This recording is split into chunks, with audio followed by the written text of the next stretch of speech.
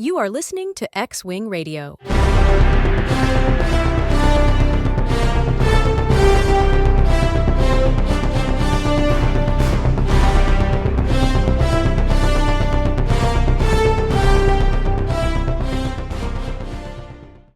Welcome back, all you dirty pirates. I'm David, that's Wesley, and you just tuned in to X-Wing Radio, your bi-weekly podcast from a galaxy far, far away.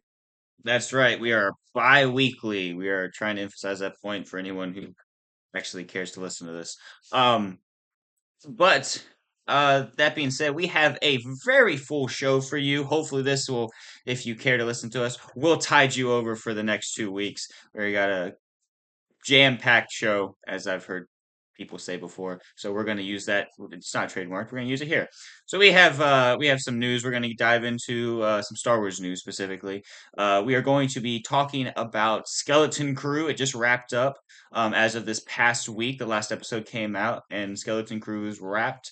So we're going to talk about that, discuss our thoughts on the show, and then we're going to get into some more stuff before we head on out and leave you for another week. Um, so David, speaking of Star Wars shows, okay, one thing that I had seen, um, scrolling through Instagram was supposedly there are reports that Hayden Christensen, Ewan McGregor, and I probably should have pulled it up beforehand, but the actress who plays young Ahsoka, do you remember what her name is? Because I was about to say Rosario Dawson, but that's not the right name. Yeah, I don't That's the remember old one. her name. I can I find it real quick. say find that real quick. But I saw a thing that said that they have been confirmed for season 2 of Ahsoka, which means that we might be getting more Clone Wars flashbacks, which I think would be kind of cool. Um, I saw a thing the other day that was talking about Hayden Christensen, and they said, yeah, Hayden Christensen is at just at the right age, the prime age to play Anakin in his own show or movie. And all the comments were like, the 6 movies were his movies. Like there's a whole set of Star Wars is Anakin's story, for the most part. And also that being said, Hayden Christensen is around 45, around Hmm. the same age that Vader was when he died. Anakin was Yeah. when he died. Um. So So not young. So necessarily true there, but yeah. So young continue. Ahsoka was played by Ariana Greenblatt. Okay. So yes, I've seen stuff saying that her oh, actually here it is. Yeah. One article or one thing here post here I'm seeing says Hayden, Ewan McGregor, and uh Ariana Greenblatt are set to appear in season 2 of Ahsoka according to reports. So yeah, I we have talked about Ahsoka season 1 when it came out this past year, and I had my problems with it. I didn't really care for the way that they portrayed Ahsoka and that, and some other issues with the show. Obviously, if you're interested in our thoughts on that, go check out our Ahsoka series breakdown of all that. Um, but I am still excited to see what they do in season 2. Hmm. Um, Also, I have another bit of news with the Ahsoka series, but I want to actually get it pulled up so I can read it off. So I'm gonna hand over talking to you because you mentioned some things that you Yeah, so I mean, obviously, in the vein of Star Wars shows coming out over the next couple years, because honestly, I don't even know if we have release dates for any of this yet. Mhm. Um, Andor season 2, of course, was confirmed a few months ago. I believe I saw Skeleton Crew is actually getting a season 2. Um, Okay. which I guess we'll get into we'll some of that we'll later. get into some of that later on, and why I think that's actually a good idea. For once. Yeah, Um, Disney actually had a good idea, possibly. yeah, yeah. Um, other than that, I don't really know what all is exactly confirmed. I know Yeah, the Rey movie is still technically a thing, but I think all Star Wars fans hope that project dies. But so it better die a yeah. horrible death. Nothing. Here's the thing. Nothing against Razy Diddley. Daisy. What's her name? Daisy. Razy Diddley. Oh boy, okay. No, nothing against.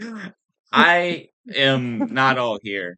Anyways, we're not For gonna for dive for into for, that. for reference to anyone listening to the podcast, this episode we might be a little loopy because it's currently 9 p.m. that we're recording this. I know I have been up since 5. I'm assuming you've probably been up since sometime early this morning too. So Actually, no, I have not. But I did just get off work not too long ago. I, however, do great at night. This is when I thrive. The other night, I didn't go to bed until it was morning. It was about 4. uh, oh I gosh. that's, but what I was saying was nothing against Daisy Ridley. That still doesn't sound right. Anyways, uh, nothing against her. I just don't like her character. I think, and the thing too is like you got John Boyega and you got uh blanking on the other guy's name. What's his name? Oscar Isaac. Oscar Isaac. Nothing against him either. I like. I would like to see all of these actors play a good Star Wars character, well written Star Wars characters, because I think they're good actors. I think they could do a good job. I think they did the best they could with what they were given. But per what the movies are, I don't like the characters. And per what we're probably going to get in a Ray movie, I would not care for that because of the fact that what I have heard about a Ray movie and what is supposedly in development is that she is supposed to be in the Luke Skywalker role, meaning that she's supposed to be kind of where Luke Skywalker was, where we get to him in Rise of Skywalker and what's it called? Force Awakens. He's supposed to be So the you're sa- mentor. She's so you're saying Ray is going to be a grouchy old man? I mean, well, no, because Disney wants to get away as far away from grouchy old white men as possible, except for Bob Iger. So, anyway. That was good. That was good.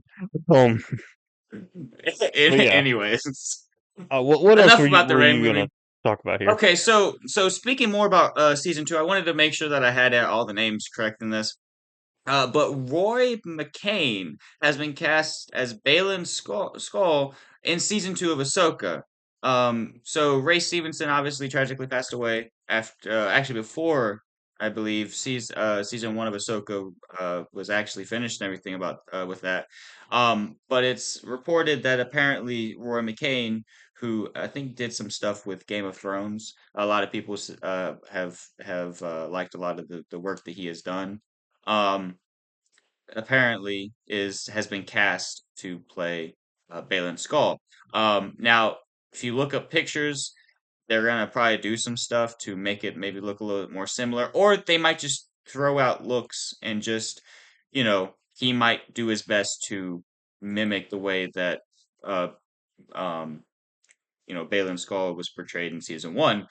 But uh, also, I have heard, and this is if this is true.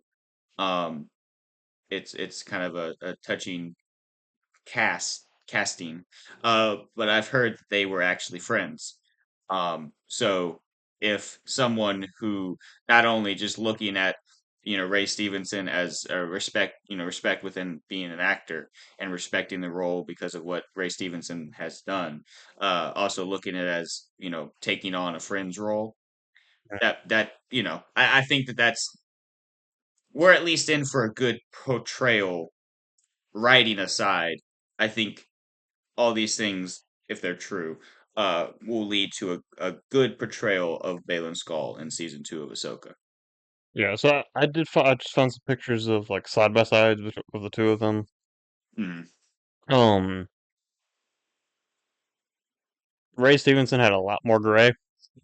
Yeah, So, but that's not really that much of an issue. Like you can a dye lot more hair gray, pretty easily. But a lot more hair. I mean, but none yeah, of it's but stuff that. I feel like they do look similar enough that they can make that work. Yeah, yeah, and again, I've not watched Game of Thrones. I have no ties whatsoever. Never seen a thing from Game of Thrones. But from what I've heard and all the comments that I've read, um, nothing but high praise for the caliber of actor that Roy McCain is. So Yeah. uh, I think that from all that I'm hearing, it's going to end up being pretty good. Um, that being said, that's about all that I had seen recently within news. I mean, not all of this is like as of today recent, but um, more recent than some like couple years ago. So that being said, David, today we are supposed to be talking about Skeleton Crew, the newest of the Star Wars shows. So before we get too far into talking about this, so I'll talk a little bit about my thoughts. 6 weeks ago, or I'll really start 2 months ago when the trailer can't first get dropped. Well, I guess the trailer dropped like 4 months ago now, but whatever. And I'll let you kind of come up to talk a little bit about that too. But when the trailer first dropped, I will be honest, I did not care. Yep. It's probably because of the Acolyte and Ahsoka and the Book of Boba Fett and Kenobi, just the subpar Star Wars shows we've been getting. But I just did not care whatsoever. I did not watch, and obviously we haven't been talking about it week to week. I did not watch this show until earlier this week. And so the last episode came out Tuesday. So that would have been 6 days ago as of posting of this episode. I did not start watching it till the Monday before. So a So week you ago and me, as of recording this. so you and me had a pretty similar timeline for this. Yeah. And I even saw other people talking about it as it was coming out. I know I think Theory uh watched it on stream. I saw some stuff from Across the Dune Sea talking about it, but I really, in my, again, Star Wars has put out so many flops recently, so much just, even the good of what they've put out has just been so eh. I've just Been been, mediocre. yeah, like Right now, Andor was the last thing that came out that was actually good, and even that I had the same kind of reaction to of like, uh, with all what else they've been putting out, do I really care? yeah. Well, it's also like, what's the point of getting attached to some of these stories Hmm. if, like, okay, Andor might be good, and you know where Andor's character is going to go, and I really like Rogue One, and we've done Star Wars rankings before. You have Rogue One up there, so you obviously like the movie as well. So we know how Andor is going to end story wise. But like, let's say season two comes out and is a complete flop. I doubt it will be, but let's say it comes out and it's a complete flop. We got all attached to season one, and then it just tanks itself in season two. Sometimes it really is just a matter of sometimes there's too much coming out, and not only is there too much coming out, none of it or most of it's not good. So it Hmm. really does burn you out. Like Star Wars has Yeah. really been burning fans out for a while now. And I think they may have gotten the message, may But being I will very, say, very okay, strong. one thing I do want to preface that I heard about in relation to actually both Andor and Skeleton Crew is the fact that the execs at Disney when they greenlight a show that they don't think is going to be as big of a success, they let the showrunners actually run the show, actually make the creative decisions. And that's why I think Skeleton Crew is actually a refreshing, like, good thing to come out of Lucasfilm for once. Yeah. And we'll get into, I guess, more where we would place it. Kind of, we'll probably rank it out, 1 to 10. Yeah. But at some point in this episode, but kind of talking about it more generally, I actually really enjoyed Skeleton Crew. Hmm. It took Yeah. me about an episode and a half to actually like get invested, but once I did, I was like, okay, this is actually really good and genuinely funny. Hmm. Yeah, there were a lot of good moments. Mhm. Lot of actually laughing out loud moments. Yeah. I'll say this for um I do have some thoughts. I do have some critiques on the show, but I told Sarah because we watched it, and again, I started Monday night with like you did, and my thought was, okay, I need to hit at least 2 episodes a day because I got to get Mhm. this watched by the end of the week. So episode one was like, okay, I haven't lost interest, but you also haven't like gotten me solely invested in it.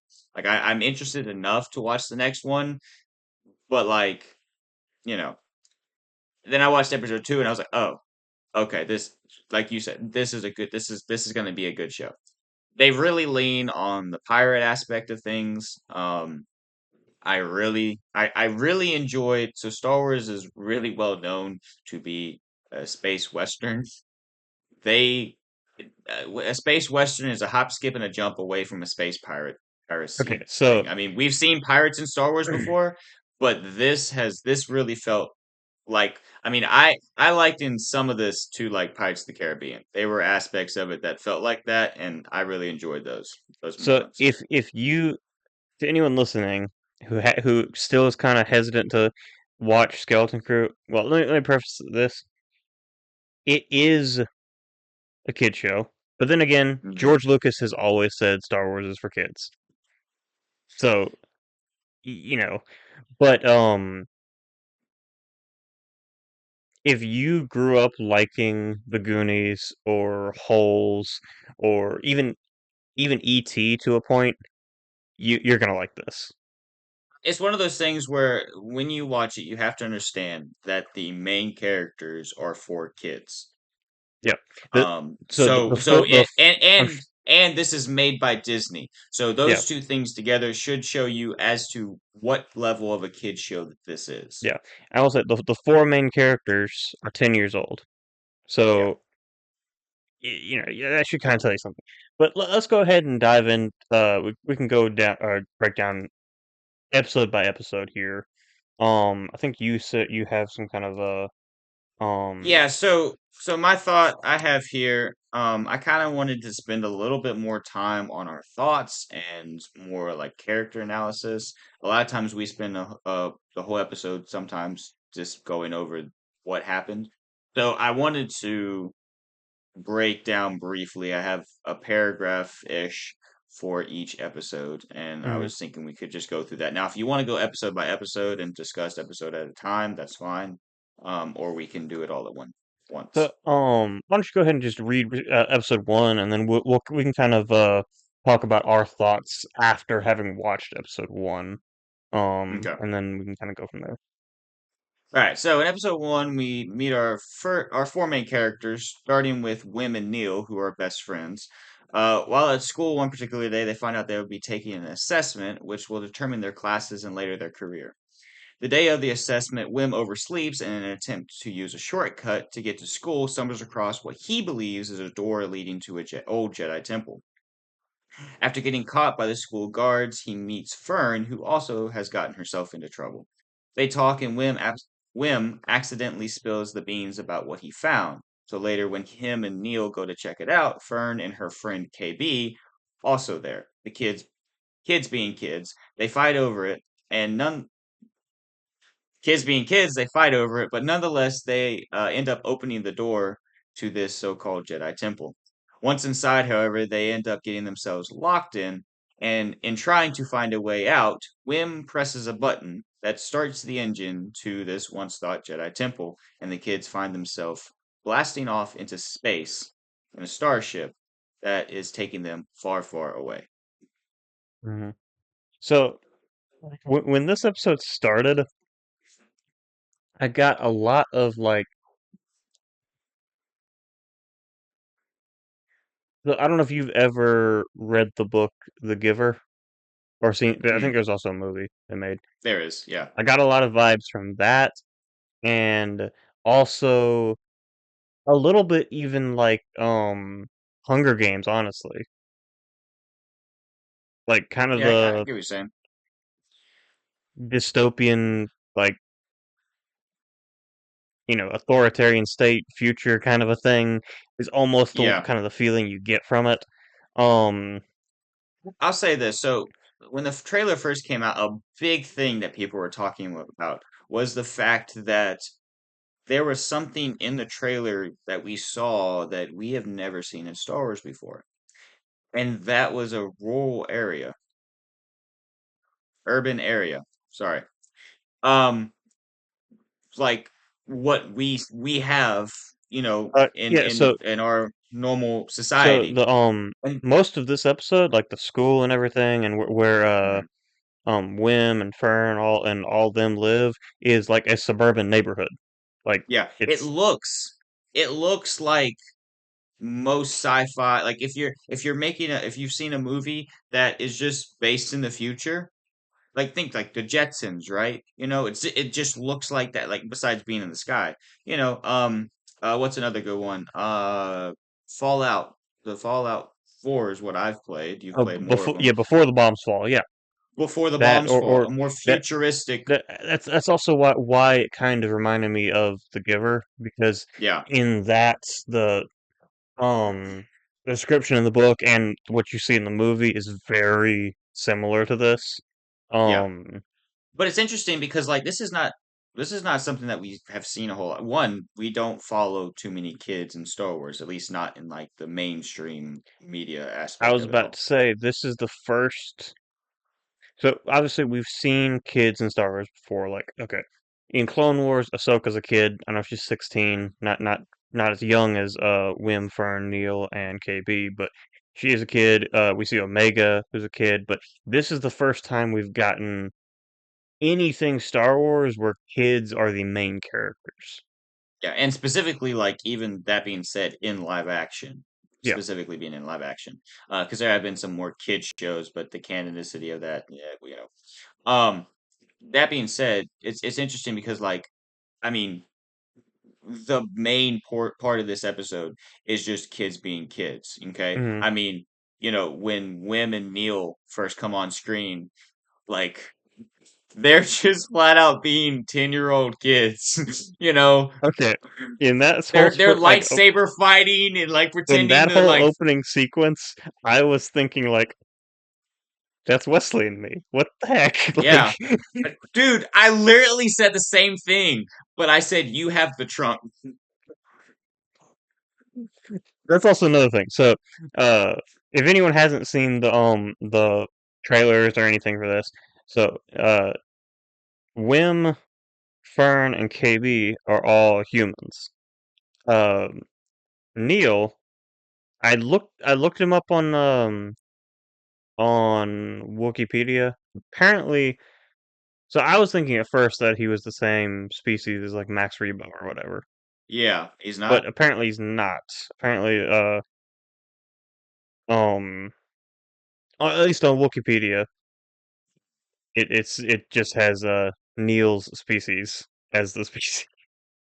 Um, Okay. Well, okay, to be fair, and to that point, when they don't show his father much, but in later episode they show a hologram of his father and mother, and mhm, his father looks very similar to like facially to an elephant. Like he has mhm, tusks and all that stuff, which Max Rebo doesn't have, yeah, and he's a full-grown adult. So there probably is some of a new species yeah, being developed here. But but anyways, That's Think another kind of thing. along So those lines. He got a trunk. He looks he looks blue. like an He's blue. elephant. He He looks looks like an like an elephant. elephant. He's blue. But I remember when the trailers first came out, and when the first episode aired, I remember not as bad as Baby Yoda, but there was a kind of an internet blowing up thing of the cuteness factor with Yeah, yeah. Neil.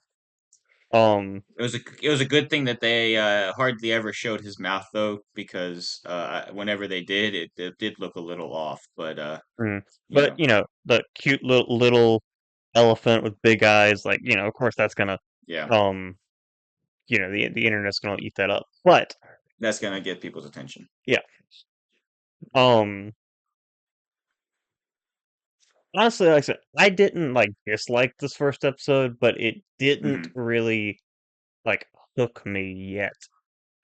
Yeah, Um, the first episode is a lot of setup.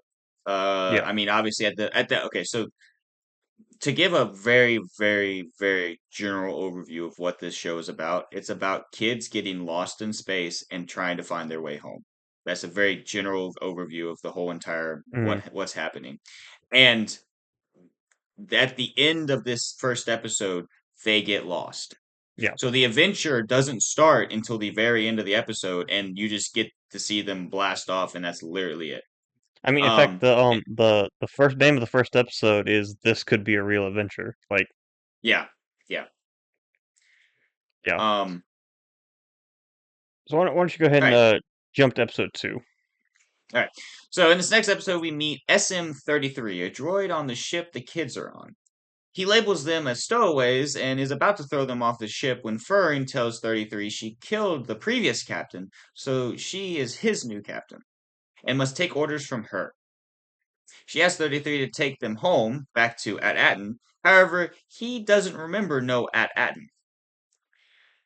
Uh, he does know of a nearby port where they could find someone who might know the location of their home planet.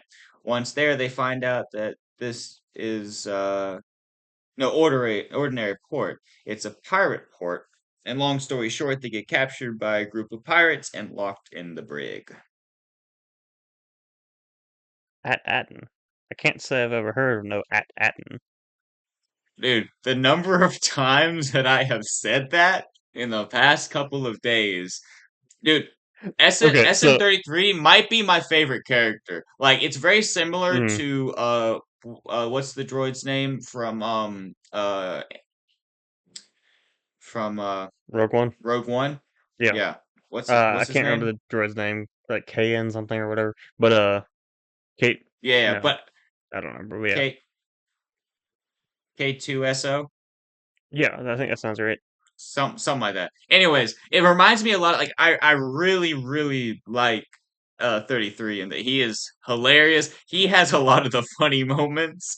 Um, there's just so many different things, so many parts of him that's he's a So very interesting for for character, and for he was uh done pretty well. just for people who haven't seen the show yet and are just listening to this, throughout this first season, that line I just said, At-Aten, can't say I remember Yeah. no At-Aten. Yep. Uh, SM-33 repeats that line probably about 30 to 40 times within the span of like 3 episodes. And it Yeah. gets Yeah. funnier every time. It's hilarious. Yeah. Now that being said, so this episode is definitely a hook. Like Mm, I feel like the first episode it hooks you in the way of at the end of it, it leaves you wondering, okay, now what's going to happen with these kids? Okay, so it may not be a strong hook, but it is a hook. This second episode definitely gives you what this show. It tells you what the show is going to be. mm. It's going to be a pirate adventure in space. It's a yeah. Um, Um Now an honestly, interesting thing you didn't include in this, um, but it's kind of important is so in episode 1, uh Wim's dad. So episode 1 kind of follows Wim, like he's kind of the quote unquote main character, yeah, really throughout the show, but it really leans into being more of an ensemble as we get to know the other kids. But Wim's dad gives him a bunch of I forget what they call them. Basically, gives him money for school lunches that week, and he They're has it in they're his pocket. essentially they're essentially Old Republic credits Yeah, in the and overarching in Star Wars this universe. episode, we come to find out that these older public credits are worth a lot. Because one thing that we neglected to mention, this show is set 9 years after the Battle of Yavin. So that would Yeah. be what, 5 years after the fall of the Empire? Yes, yes, something like that. Yeah. So Now the New I Republic do. is around and stuff. So yeah. Anyway, good. There are things that I do get to later, but don't hesitate to input because when I did this, I tried to do as much of a surface level view of Hmm. each episode to condense it down, and we could just add in stuff that we wanted to Yeah. um Um. afterwards. So let's see here. I don't really know how much there is to say about I'll this say this: episode specifically, but a lot of the episodes, like there's things in them that are important. I feel like we probably need to get through yeah. most of the episodes before we can really dive into the whole of the story. But because there's a lot of things that you don't learn until a little bit later. Yeah. We find out the importance of At-Aten. We find out um one thing again neglected to be mentioned was Aten has a barrier surrounding it. And this is important later on, but as far as the kids know, uh they know about it, but they don't know why it's there necessarily. And they don't know, you know, much about the greater universe. And there's a lot of things that later on you find out about Well, it. like in So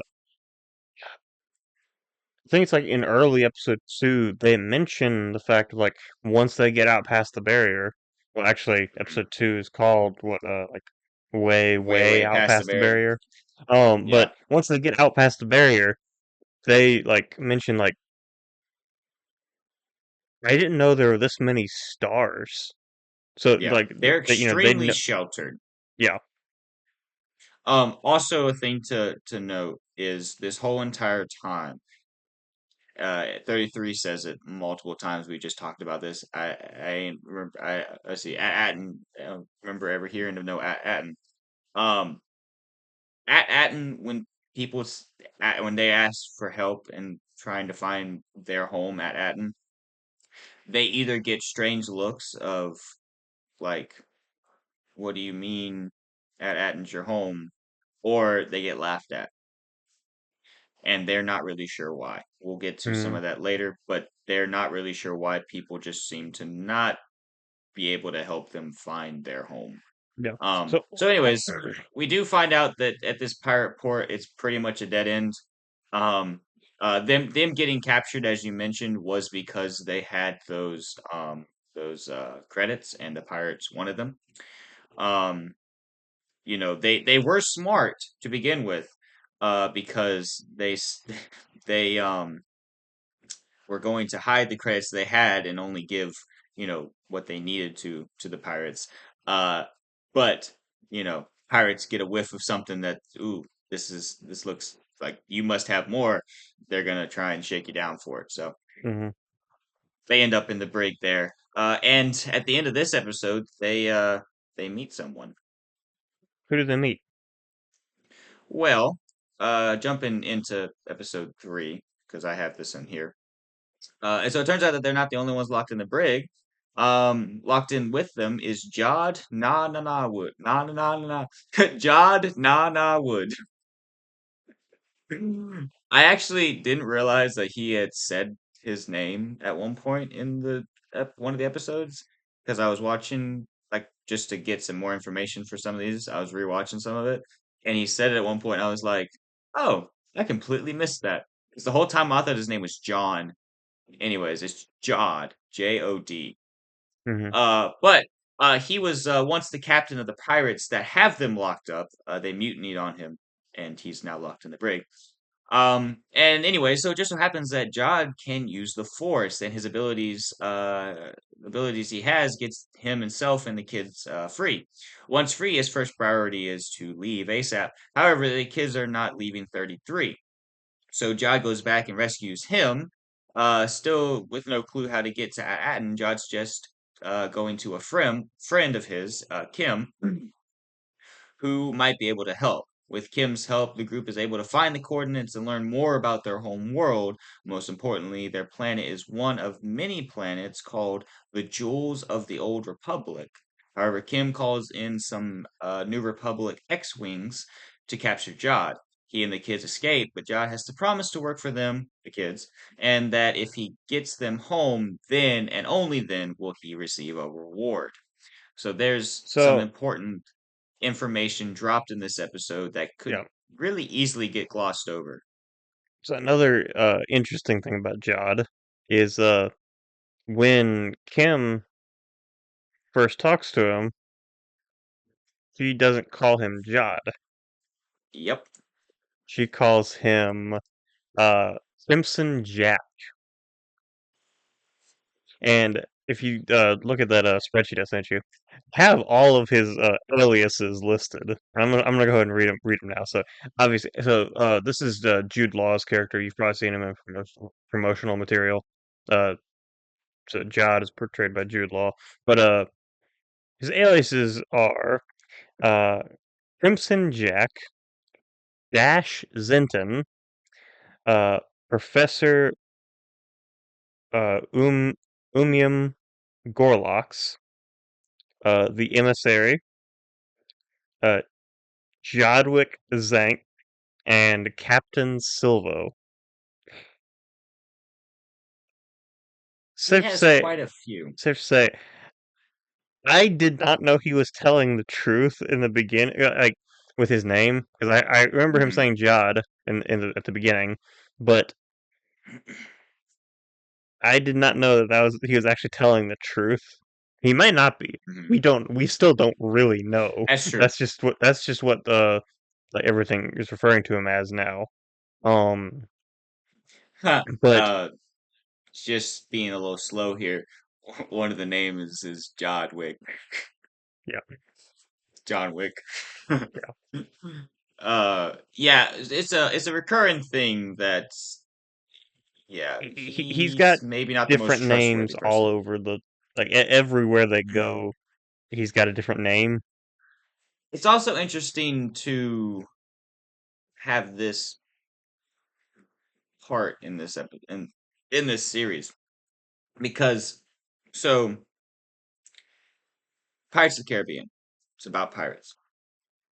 Despite the fact that they're all pirates, you know who the good guys are and who the bad guys are. And there are times that factions that are good, like there are times that not Johnny, that Jack Sparrow betrays Will Turner or Elizabeth Swann. He does it for his own best interest, but he's not necessarily trying to hurt them per se. You know that they're still like in the end they're still like they're friends, they're just maybe not the best of friends because of things they do to each other. Um that being said, Jod is character that you from the beginning know you can't trust. And the only saving grace for him throughout the series, and the only reason that you're kind of rooting for the character and what he's doing, is because he does do things to help the kids out. Mm. And he is seemingly helping them, even if it's for his own selfish reasons. He is seemingly helping them get home. And he's also really funny. He's also really funny. Okay, we're about to maybe not Well, about to, but well, we're getting to an episode in a minute. But I do want to make this comment. You remember there I remember that there was multiple episodes of this happening, but where the kids are all fighting and he's just sitting there like I was like, yes, this man is dealing with kids. Like, I was like, I'm like in his shoes. I understand what he's going through, you know, and it's just like having to deal with a bunch of yapping kids, and it's like, y'all just need to shut up and listen to what I have to say. I was like, good guy or not, I understand what he's going through right now. Um, Now before we move on from episode 3, I do want to mention a couple things, mostly being um that the planet at is not Atten. Can't say I've never heard of no Atten. it's it's not a single planet. I mean, it is a single planet, but it's not a standalone planet. There are 7 or 8. I should have written it down. There are more than 5 planets, all with the title the Jewels of the Old Republic, or Mm. they're classified in that area. Now, that's about all that we learn in this episode. But what we learn is that Aten is apparently some kind of a treasure planet. Um, it holds eternal treasure, I think it's believed. It's a legendary planet that is only heard of in tales and pirate songs. Kids' bedtime stories, I think, was one thing that they mentioned. So we're learning all these things, and we're sitting here and we're like, well, we saw it, looked pretty normal, so something's up. We know that there's a mystery to be known about at Atten, and that's kind of where this episode more or less leaves it. So that's something important to touch on. You ready Mm. for episode 4? Yeah, go ahead and read episode 4. All right. So using the coordinates given to them by Kim, the group lands on the planet that looks very similar to their home. However, it is all in ruins. Now I want to get this name pronunciation right. Um, it's at Quran, I believe. Something similar to that. There's a sound in there. Akron. Um, Something like that, yeah. I remember there being more of an accent to it when I listened to the audio for it. But anyways, um, it's something along the lines of Akron. But anyways, they find that out later. But anyways, after ordering 33 to babysit Jod on the ship, hilarious moment. Come on, baby. Here, baby. There's a lot of funny moments in this show. Anyways, the kids head out to search the planet to get an idea of what is going on. While they're out, they get captured by a group that calls themselves the Troics, one of the factions on this planet fighting for control. They are taken back to their base and meet their leader. After many events that have really no point on the overall plot, they meet up back with Jod and are taken to this tower that hold the coordinates for all the planets uh, under the title that are the Jewels of the Old Republic. Um, However, at Atten's coordinates have been destroyed, coincidentally by 33. Uh, they run a memory override on 33, but this causes him to go crazy and try and kill them all. Jod rescues them, and they return to the ship uh, and hope that they can get 33 to give them the info they want without killing them. That's a prime example right there. Actually, 2 prime examples of Jod kind of helping out the kids because I glossed over a lot of this episode because again, there's a lot of this episode that overall doesn't really matter. Like it might be entertaining, but it doesn't really matter for the overall plot. Mm. But the kids kind of get roped into this war of sorts and get kind of pushed to the front lines. So, And Jod somewhat kind of rescues them yeah. from that, and then also he rescues them from 33 later on when he tries to attack them. So, do you want to know my first thought when they got to at Akron was? I'm wondering if we had the same one. Go ahead. So, um, I forget the name of the movie. Um, but it's not just a movie thing, but it has to go back with like laws of physics and stuff. But Yeah, okay, we had so the you, same thought. yeah. We had So the same thought. I was wondering if when the kids left at Atten originally, if they had gone like either through a wormhole or gone fast enough where they ended up further in the future than they thought it was. Hmm. Like Yeah, I was wondering if, at Atten when they left at Atten, it was actually still part of the Old Republic during the time yeah, of the Old Republic. yeah.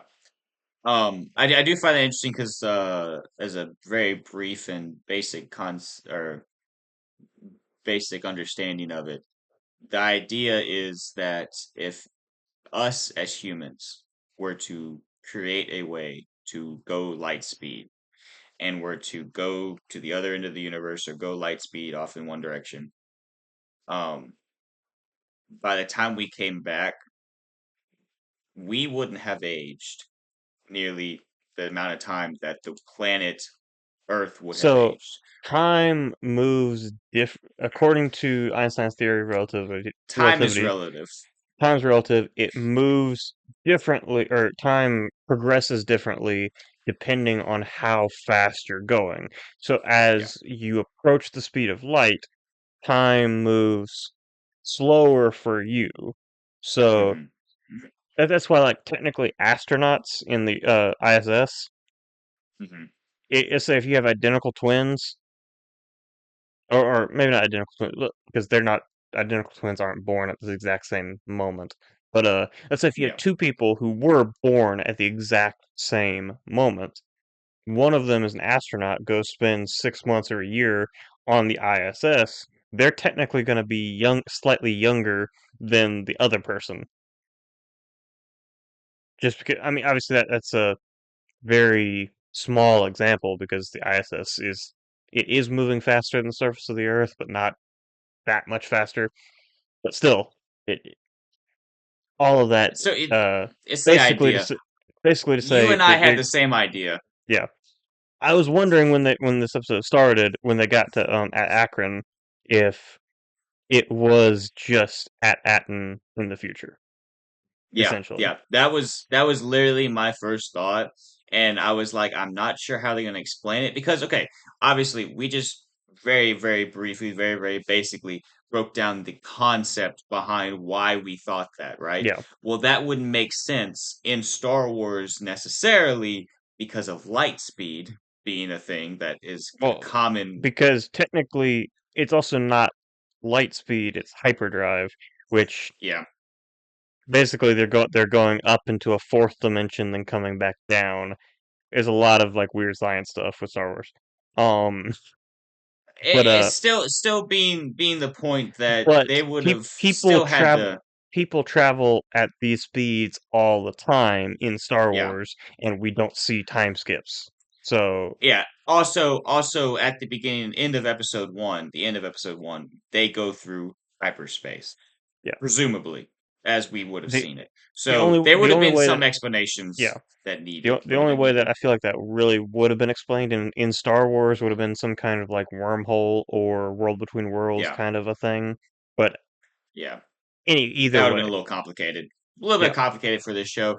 But we find out that it actually is just another planet that is yeah. built pretty much identical to and presumably all of the worlds like this are. Now, the interesting thing about this, and they never really get into it, so maybe a season two would bring us some answers. Um, but at Akron does not have a barrier,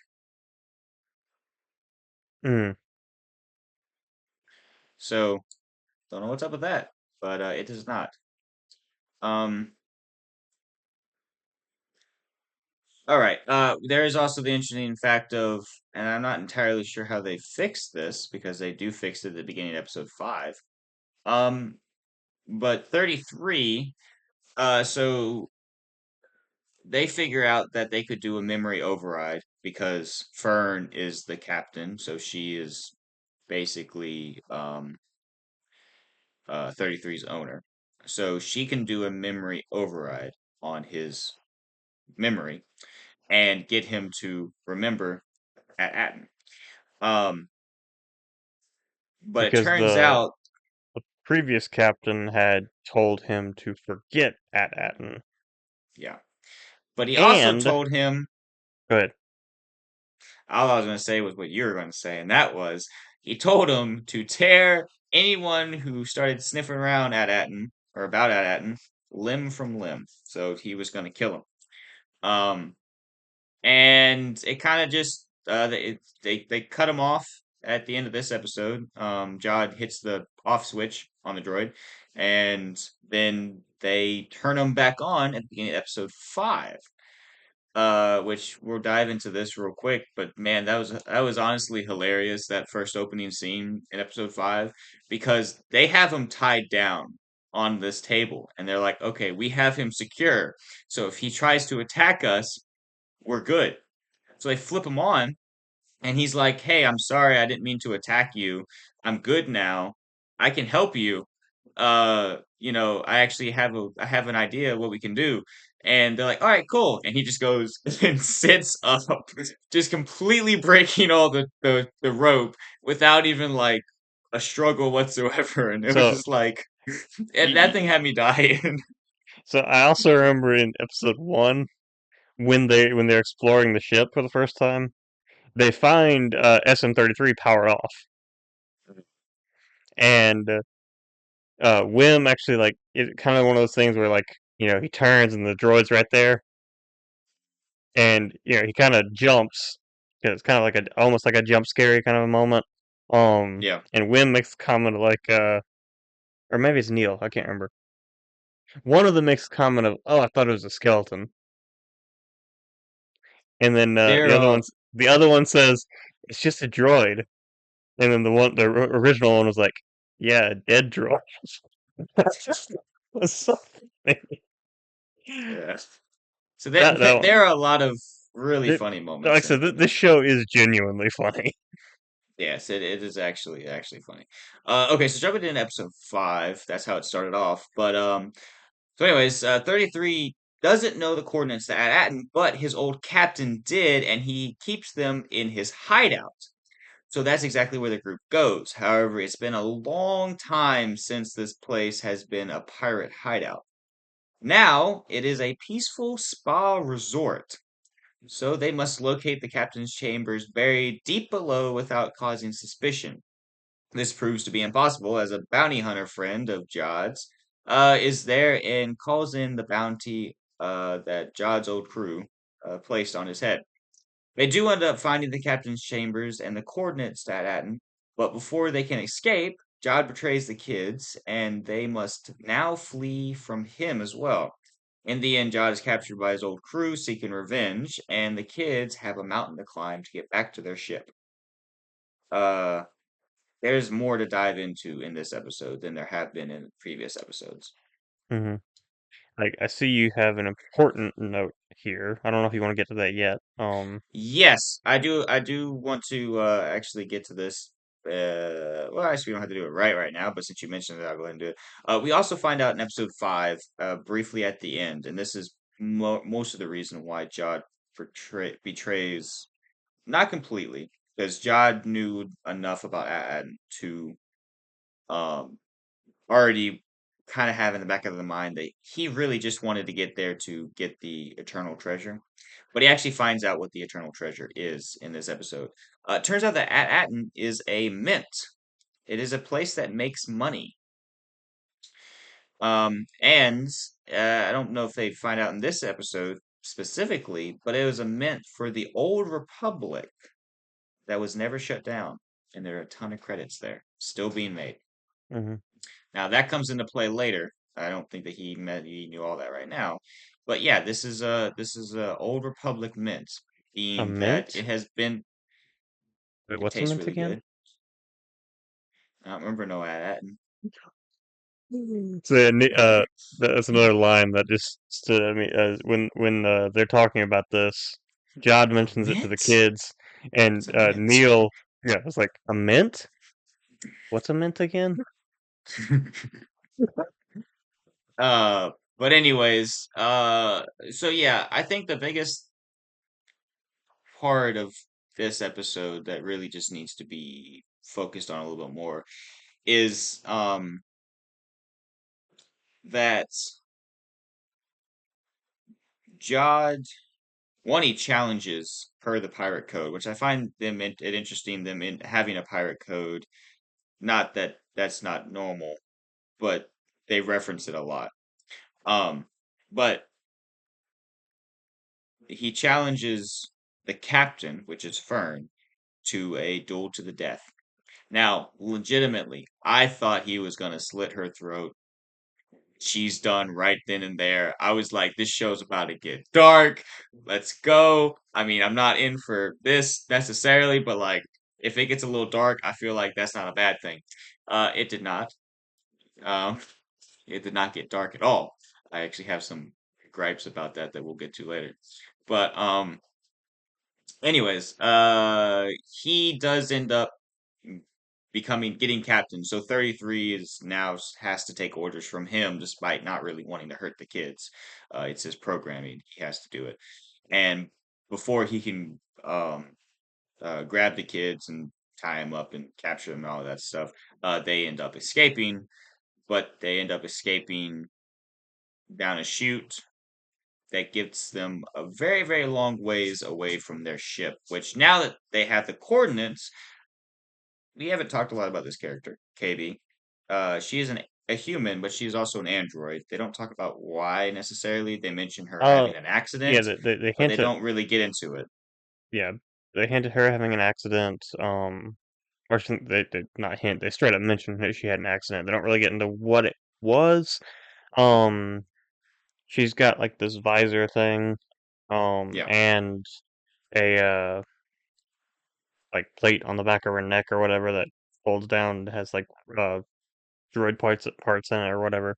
Yeah. Um, The reason for mentioning her here is they find out at the beginning of episode 6 that so KB pulled the coordinates off of the thing, but they showed for a brief time, and KB was able to, I guess, memorize them because of her processors and all that stuff. She has the coordinates. So they do end mhm. up finding that they have the coordinates and are able to use them to get home, but they have to get to their ship first. And that's pretty much all that episode 6 is about. But before we get to that, any other thoughts that you might have on episode 5 we can get to. I do think it's funny because okay, so uh, I forget what the name of the planet is, but the pirate hideout is now on a spa planet. Um, and no kids are allowed in the spa. Yeah. So It's an adult resort. yeah, which when they first said that, I'm just like, oh gosh, I'm not sure I like this territory. I was honestly like, what are we about to see? Like, is Yeah, Disney Star Wars about to do something? like They did not. like is this about to be another Jabba's palace? Like, or where are we going with this? Anyway, I mean, if if anyway, if if George was still there at Lucasfilm, this would have been bad. But it would have been hilarious.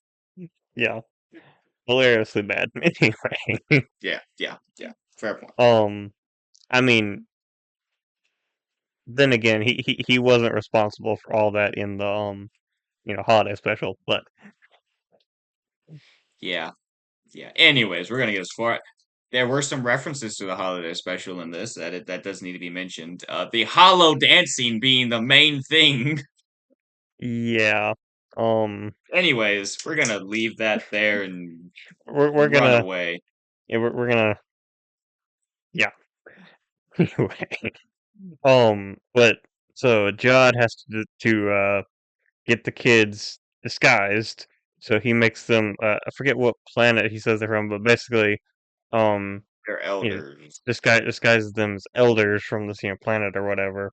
And it's so funny because while he's like checking them in to to the spa and resort, like the receptionist is like, and the elders, and then it kind of pans over, and they're having like a slap fight over in the like behind John. And he's like, They're and John's like, just slides over credit and it's he, just he like, keeps he yeah, keeps that's sliding over credits and is like, just let's just keep this hush.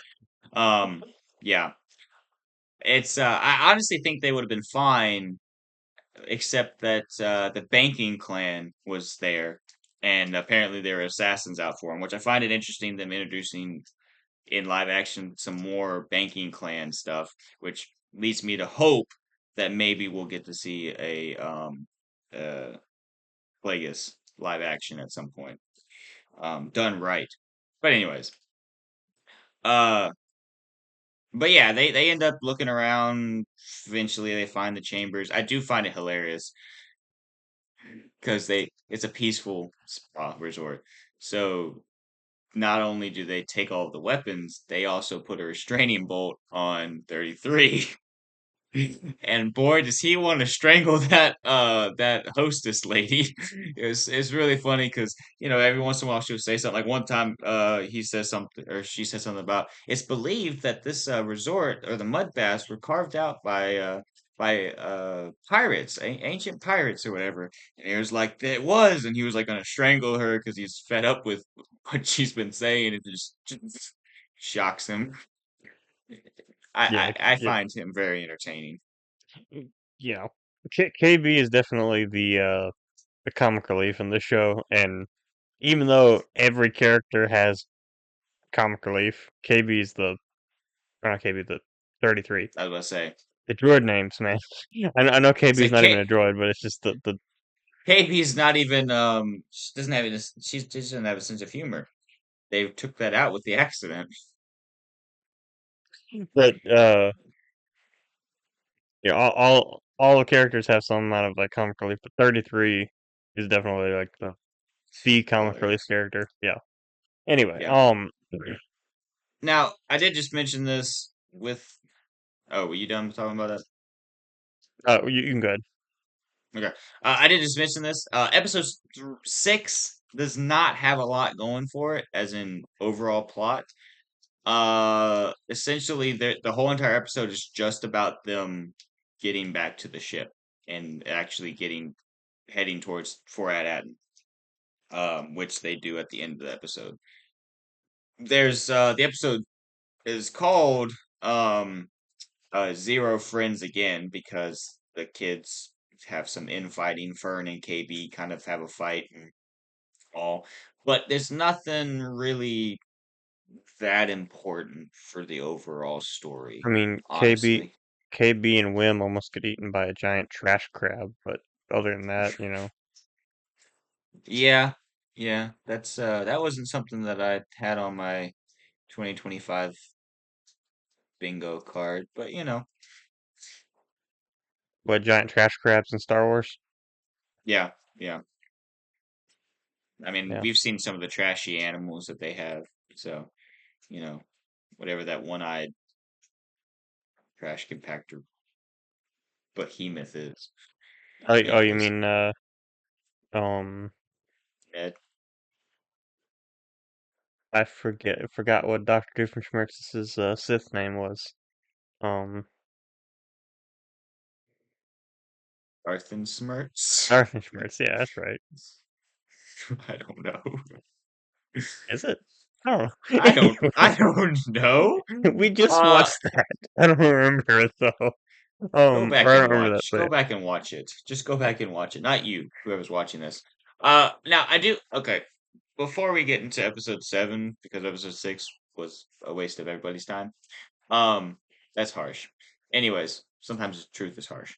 Um, I did find it interesting that only. Okay, so we at the beginning, the very beginning of episode 1, um, Jod and his crew are pulling not a heist, but they're attacking a ship and gonna plunder it. And in that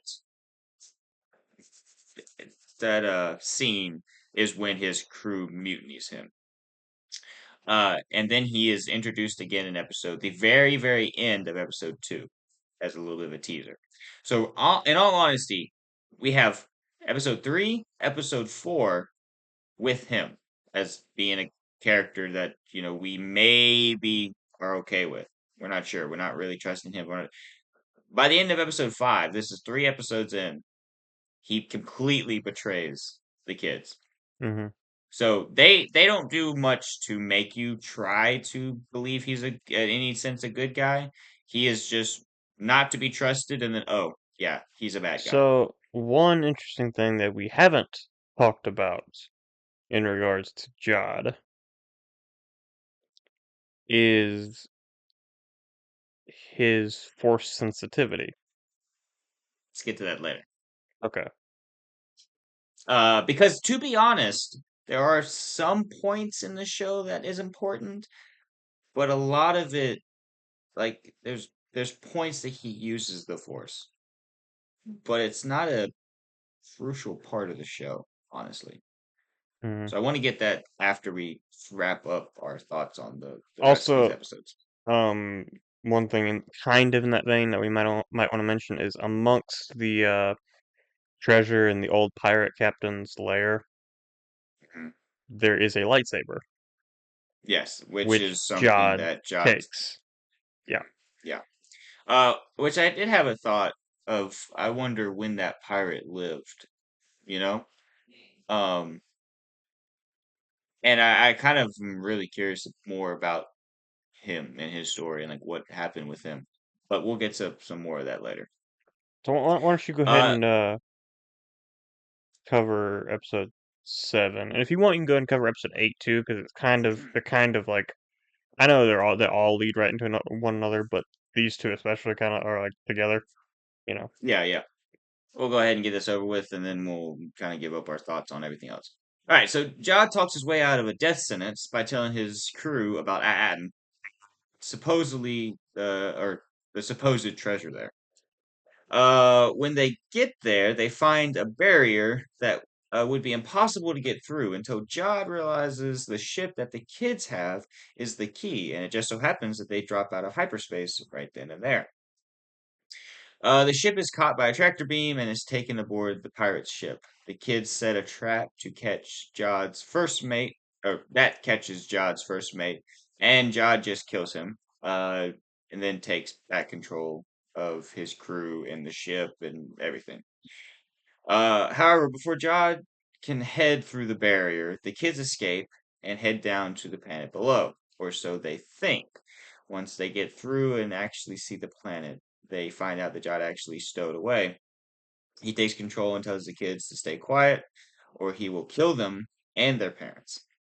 Once on the surface, Jod is taken to the vault because he is believed to be a representative or an ambassador, I think is what they call him, of the Emissary. Republic.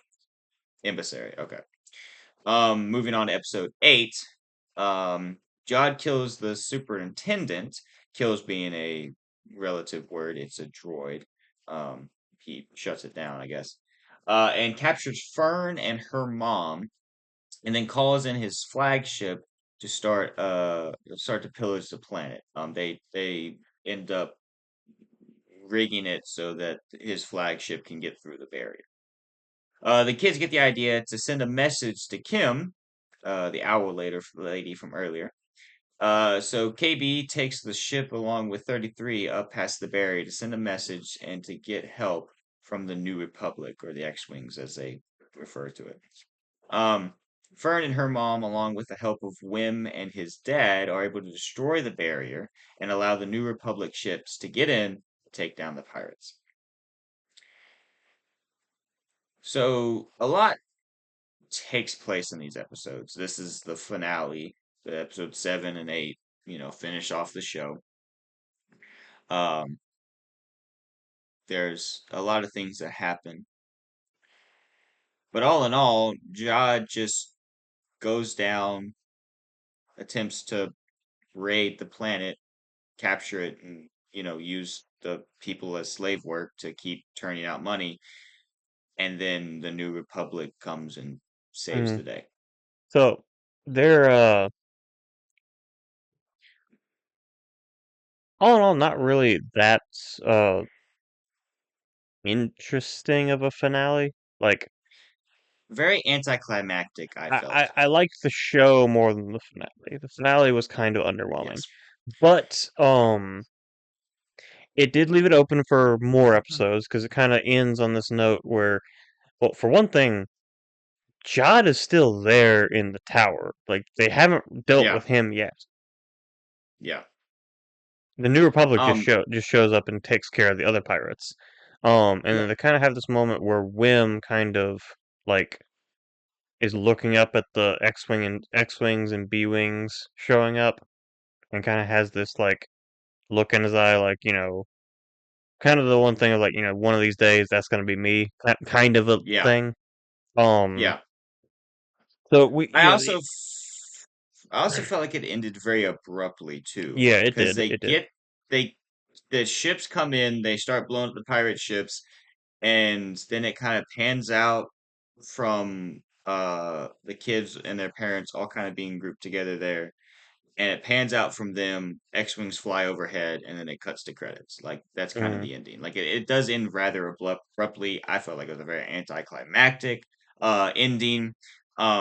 I was kind of, I don't know if annoyed or pissed or anything like that would be the right turn of phrase uh, for what I was feeling, but I was yelling at Jod to do to be a smart villain, because David, I think we can both agree he was an idiot in the last two episodes, and if he had just done a couple things or had been a little bit less merciful, he would have gotten away scot free. So, well, for one thing, he should have known his history better. Yeah. So, uh, how the superintendent kind of figures him out. So, Jod is pretending to be a Jedi. He has the lightsaber that Yeah. he got from the pirate captain's lair and whatever, and he's pretending to be a Jedi. And the superintendent or says, the last how did he phrase it? The Last last message or message he whatever. received from the Republic was that the Jedi were now enemies of the state, and something along the lines of not to be trusted or whatever. So he said either you're lying about being a Jedi or lying about being a emissary, Yeah. Well, or in this honestly, case, both. But I didn't feel like that was his biggest slip up, because I mean he should have done better in that area. But okay, so he's up in this tower, right?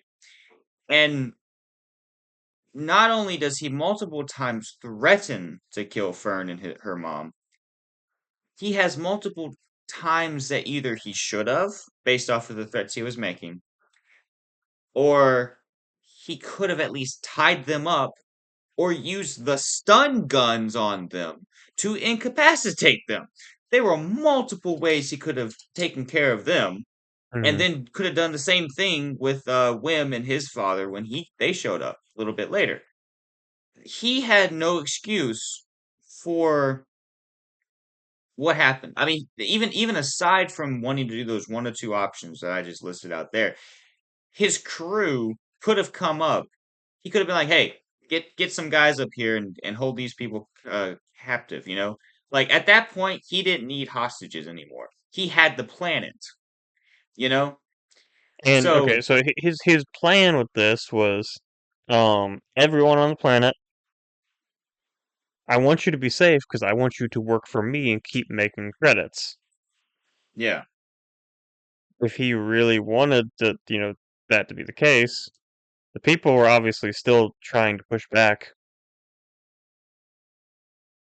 Start killing people. That's the best way to get people to stop. like, Like, and the thing was, is I told Sarah that I was like, I honestly was rooting for him just because of the fact that they made him a dumb villain. I think that's why it's anticlimactic because they built him up through the series as, oh, this savvy pirate, he's making his way in the universe, yada yada yada. And then he comes up to the end of it and it's like you haven't really made this character sympathetic in the way that you're under the impression that he's having a difficult time killing people, right? I mean, just a couple episodes earlier, in cold blood, he killed his first mate. Okay? They didn't do a great job of necessarily making him out to be a cold-blooded killer, but they also didn't do a great job of making you believe that he wasn't one. Hmm. Honestly, I think this episode would, or this series would have, or really these last two episodes, the stakes would have gotten a lot higher. Now, okay, let me preface this. I understand Yes. why they don't want to kill off any of the kids. I get that. Yes. Yes. That I get that. But imagine the stakes if Judd had killed one of the parents. Yeah, I mean at least kill one of the parents, honestly. That needed to be done. Like the amount, like, I know it's a kid, it's more, more of a kid show than some of the other shows we've gotten, and it's more of a more comedic than a lot of the other shows we've gotten, but just imagine Mhm. that emotional turn, and it would have fit. Yeah. Well, that's the thing is I thought episode 5 was the turn. Mm, I thought after that it was going to get a lot darker, and yeah. it didn't.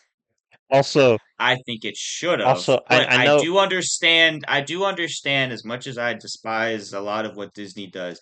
I understand Disney's position as the company that they are. They can't go around killing a bunch of kids. okay, not the kids, but it's Disney. They're Should notorious have, for killing off parents. that being said, only like only two of the kids had two parents. Mm, Wham only had a dad, and Fern only had a mom, at least shown. So they still yeah. killing off someone in the background. They just don't want to do it on screen. Now I did make the reference to Sarah. I said, "Hey, their Star Wars in and of itself should have no problem killing kids simply because of Order 66 and what Anakin did at the Jedi Temple." Now she made the very very quick and smart retort to my whatever, by saying that was off screen. So, fair enough, you're not going to kill off main characters off screen, but at least go for the parents. Like, you need to make this guy a little bit more ruthless. Because at the end of this thing, you're like, oh, so he wanted to be ruthless, but he didn't have the guts. He didn't have what it took to be Like, okay, ruthless. again, Wim is kind of the main character of the show. Like, I know the other characters kind of is kind of more of an ensemble, but Wim is really the focus, like, of a lot of the plot lines and stuff. Yeah. Imagine just the emotional, Oh, I thought his dad was gone. There but was a that's, moment.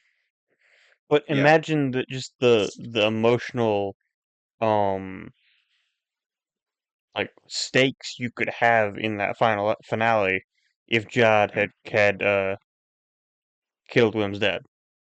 yeah. Now, that all being said, nobody died.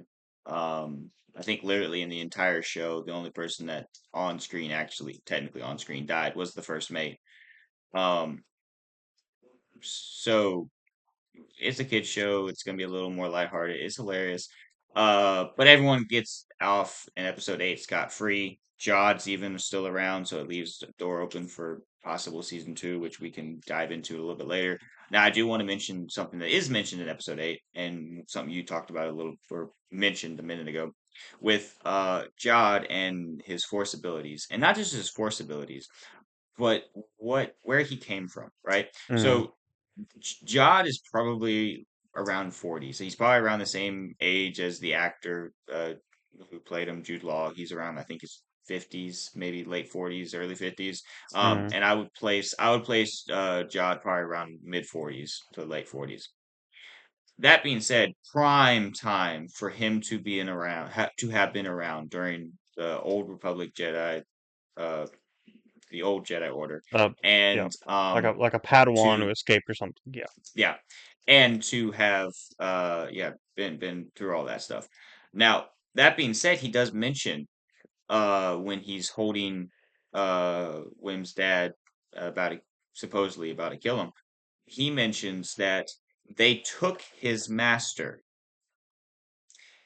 and killed her, I believe it was, in front of him. The way that he makes it sound is that they forced him to watch her die, not that they killed her in front of him and he was just watching it. Hmm. Now, this makes me question some things. If maybe just the writing was, they slipped up and they let something slide through that lore wise wouldn't make any sense, or if they intended on doing this. Um, Padawans, per what we were just talking about with Anakin killing the younglings, were not off the table of killing when Order 66 took place. Yeah. The Jedi Order, it wasn't Sidious's plan wasn't to take a bunch of force sensitive kids and take them from the Jedi Order and take a bunch of impressionable kids and use them to build a new Sith order or anything. No, he wanted to completely eradicate all Jedi. He had the rule of two in place. He wasn't going to build a Sith empire for the old Sith empires where there were multiple of Sith. He was under the rule of two, and he wanted to wipe out the Jedi, his greatest foe. So they weren't going to be keeping prisoners. So it wouldn't make any sense for him to have been forced to watch his master die. So I don't really understand that logic. I would like to know more about his backstory. I think it'd be cool to learn more about his backstory, how he ended up becoming a pirate and getting into this life, how old he was There when there are he two there are two possibilities that jump to my mind with that. Either one, it was during the early stages of the Inquisitorius where and they were trying to recruit Jod to being an Inquisitor. Or fair two, enough. it wasn't the Empire. Hmm, that's fair too. That's fair. Well, that's the thing is I would like to know more about Yeah. this character. There are things that Jod talks about. You get the sense that he at least had a basic level of Jedi training. He can use the Force very basically, as what we see. Like I said earlier, when we were talking about bringing this conversation up, it's not that important to the plot outside of the fact that he uses it for them to escape, and Yeah. they want him to know that he's a Jedi or Now, an Force interesting thing user. too that kind of stood out to me is he's, like you said, very basic Force ability, but he is still able to, like, in all reality, he should have been able to actually do it better, but he's still able to, with his Force abilities, overpower and restrain four people, like two adults and two Yeah, kids. Like, yeah. even So with they very so they basic do. Force abilities, he's still like vastly more powerful than non-Force sensitives. Yeah, yeah. But I would like to learn more about him. I will say this show left me with a couple more questions and answers. And maybe that's a good thing because Mm. maybe we'll get them Now, answers in season two. One being him, but also planet questions about at and what all. No. We remember at now. I saw the look in your eye. You were about to say it. No, we remember at. We remember it now. no. No. Um, but two things. So, one, actually, I guess three things. So, I know we've mentioned before that we don't need every Star Wars show to be this overarching, like tying into everything else, MCU-esque project. that's what this was. Not that this was an MCU-esque project, but that it was the opposite. It was self-contained. It was its own thing. It referenced other stuff in the Star Wars universe, but it didn't set anything up other than itself. Essentially, season 2, and you don't have to watch half a dozen other shows to understand what's going on. I definitely liked what you said when we first started this episode, um, talking about Skeleton Crew. You made the comment that it was refreshing.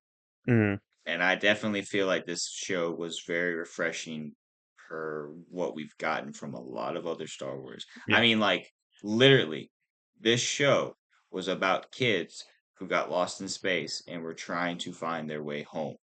It wasn't about, I mean, even Andor being a good show, it wasn't about some guy getting roped into the rebellion that's trying to take down the Empire. You know, the biggest reference that we get to the greater Star Wars universe is that X-Wing pilots come to save the day. Mm. And you don't even get to And see who that is. They are just random X-Wing pilots. that's another thing too. I am glad we didn't get just cameo after cameo after cameo.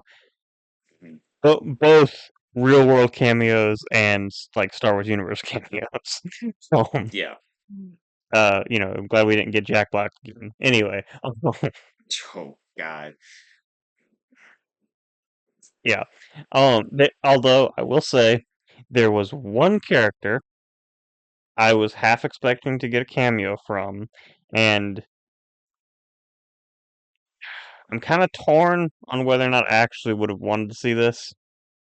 Okay. You might know where I'm going with this. It probably would I have worked. don't. It probably would have worked best in episode 2, in the pirate port. Okay. But we're dealing with pirates. Come on, man. Where's Okay. Hondo? Yeah, they did give a Like, character that was very similar to Hondo. I don't know if they're ready to bring Hondo to live action though. Have they brought him to live action? Wait, no, I don't think so. But because I don't think so. Because like, that's a tough cast. if I'm remembering correctly, they kind of leave his character open-ended in Rebels, and that's the last time we see him.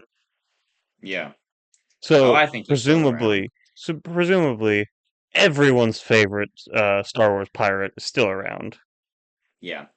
That's actually a fair point, but I don't think that he would be on a planet like that, a port. Mm, And I mean, why would he be out there? You know, he has his own place and yeah, everything. So, I guess it but doesn't that really is fit, but like fair. that's the only cameo that I would have thought fit if they could have done it Yeah. right. Yeah, that would have been interesting to see. That would have been I wouldn't mind seeing more about. Hey, honestly, I love the pirate aesthetic that they did with this. I love Hmm. it was a great show. The vibe, the feel. I mean, it felt like Star Wars, but it also felt like pirates, and I really liked it. And I wouldn't mind seeing more of it. Like we've seen pirates in Star Wars before with Hondo in the Clone Wars and in Rebels, but it's never felt anything different than those shows. Like when he was in Clone Wars, it felt like Clone Wars. When he was in Rebels, it felt like Rebels. It But didn't feel like a this pirate. felt more like Pirates of the Caribbean. You're right. But this felt more like Pirates of the Caribbean, and I would love to see more of this in Star Wars. I would also wouldn't mind seeing Hondo in a similar style show where it feels more like this. Hmm. Maybe a little So darker, but yeah, so I do want to also bring up too uh the critical and audience reception to this, since we've already been talking about it for a while. So I yeah. have them right here. So I also have from a few other shows just so we can compare. Um, Mhm.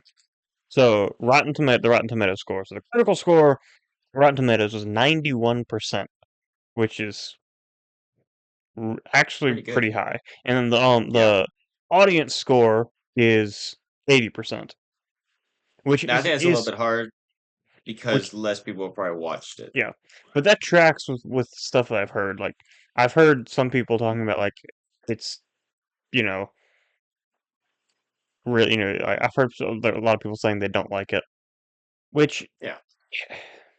I think again goes back to the Star Wars fatigue. Hmm. It's Yeah. it's hard to like Star Wars nowadays. It is. Um. My thing with it is like, here's the deal. You don't have to like everything Star Wars. And you don't have to have the same opinion as I do, as you do. You and I don't have to have the same opinion. But it's always nice when Star Wars comes out with something and you, as an individual, enjoy it. mm. So, like I said, I have three other shows here. So, I'll start with Andor and Ahsoka. I know that's not the order I have them in, but Yeah. so Andor, obviously, I think is most people who've seen it can agree it's probably one of the best Star Wars shows they've made. So, critical score on that is or critic score on that is 96% versus the 91% with um Skeleton Crew, and then the audience is 87% versus the 80. So fairly close. Yeah. And they've been Fairly compared a close. lot, Yeah. with them being shows that are not immediately tied into the greater Star Mm. Wars universe. So and then Ahsoka, which again is a show that I know I probably enjoyed it more than you did, but it didn't have as good of a reception as some of the other shows have had. Not as bad as some, but not as good.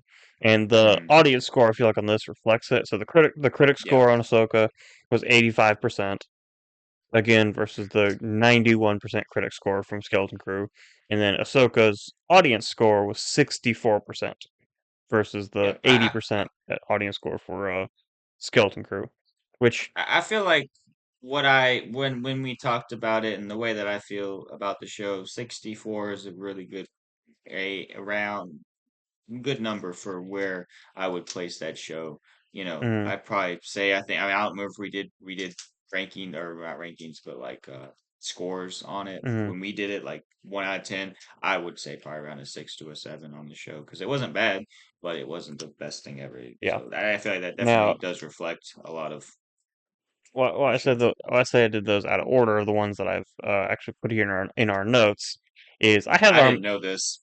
I have the most recent Star Wars show other than Skeleton Crew on here as well, The Acolyte. So the critic score is 78%. Not bad, right? Not the worst. Not the worst. I mean, it's the lowest we've seen on any of these. The audience score, Yeah. 19%. You said 91%? I repeat, 19%. 19%. That's Yeah. one that might be the lowest audience score like of I've seen on Rotten Tomatoes. I haven't gone looking for stuff for like bad stuff on Rotten Tomatoes, so there probably is lower, but that is one of the lowest that I have seen. Yeah. That is needless to say really low. Now, here's the thing. I think I gave Acolyte a little bit too much praise when we were talking about it, but I kind of did that out of spite for the fact that everyone was hating on it so much, and I didn't want to just hate on it. There was a ton wrong with the show, and they could have done so much more with what they had. 19% is a little bit harsh, I feel like, but I probably wouldn't go much higher than like I high would 30s, low 40s. I would say a 3 like if we're ranking it out of 10, a 3 at max. So Mm, 20 or let's say the 19%, that's basically a 2. mm, I wouldn't go much higher than 30, 30% or a 3. Like yeah, that I yeah, wouldn't go much higher than that. So that's it may be a little harsh, but I still that's fair. yeah. Um, but yeah, I mean, this show, I think people just need to give it a chance. I mean, obviously, you and I neither were interested in it. There's a ton of Star Wars fans that are very much on the same page of just not really interested in it. And that's fair. Hopefully, if someone has stumbled across this video and is interested in watching Skeleton Crew, one, hopefully David may put a spoiler alert at the beginning of this segment just so that they're aware that we are going to be talking spoilers. But I would still give it a watch, even if you did watch all this and were spoiled of different parts. I mean, it's not like the biggest twist endings. I mean, Jod betraying them is really just you see it coming a mile away. It's not meant to be a switcheroo. You know, there's really not anything in this that's a huge reveal. It's just more learning more about what's going on. Like they set up things and you're just learning more about it. You learn more about at you learn, more about really mostly about at and that's Mm. the But the again, biggest like gist of all this. But it's just it's still it's really good. refreshing to see a like self-contained, like low stakes story. Yeah, yeah. And And it'd be interesting to see like okay, one thing that I wanted or I when we first were looking at this, I wanted to talk about how this would affect the overall Star Wars universe. It's such a low stakes thing. I don't think is going to affect the overall Star Wars universe.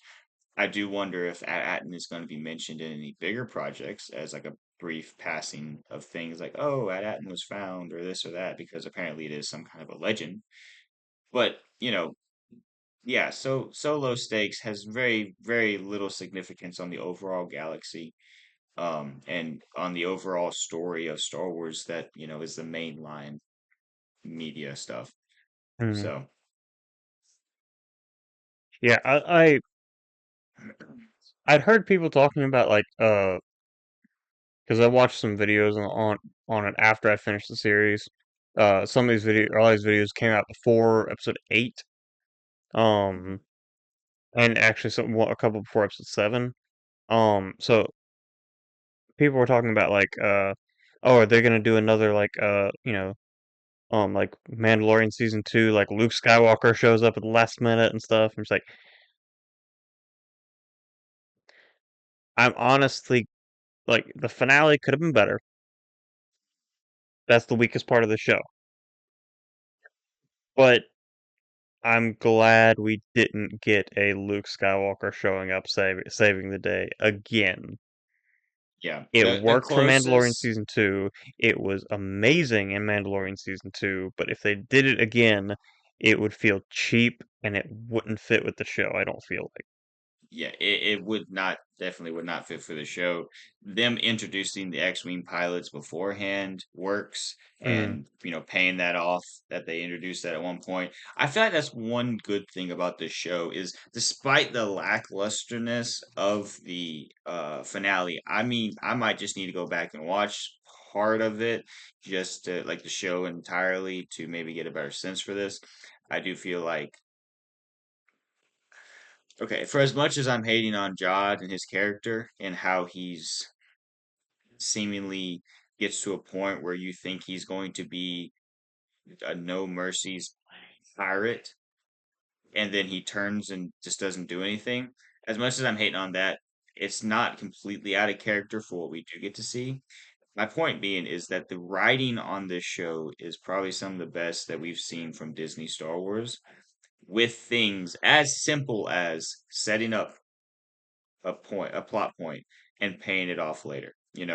They set up the X-wing pilots as at an earlier point, and they paid it off later. They set up one thing we didn't mention on at Akron, the one of the people show Neil a turret that's on top of one of the schools or buildings or whatever, and he finds the same thing on his planet and uses it to fight off the pirates briefly, so the ship can get off. There's setup and there's payoff in this show, mm, and it's refreshing to see that as sometimes there are things in a lot of these shows that do not make sense.